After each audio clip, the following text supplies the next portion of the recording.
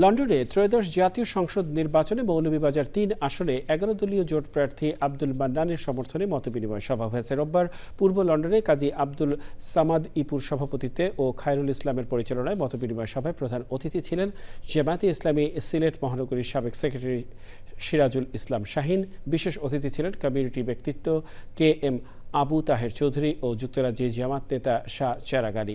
আরও ছিলেন মোহাম্মদ সাইফুল ইসলাম ভূঁইয়া।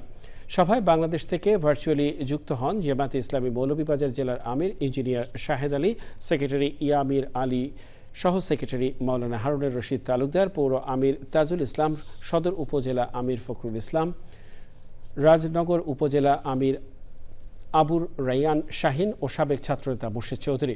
সভায় আরও বক্তব্য রাখেন মুস্তাকিম আলী, সাইফুল ইসলাম আহমেদ চৌধুরী, দেওয়ান শরীফুজ্জামান, মাহমুদুল আলম লিটন, বদরুল ইসলাম, তারেক আহমদ, নাসিরউদ্দিন ফারুকি, শাহজামাল চৌধুরী সহ অনেকে।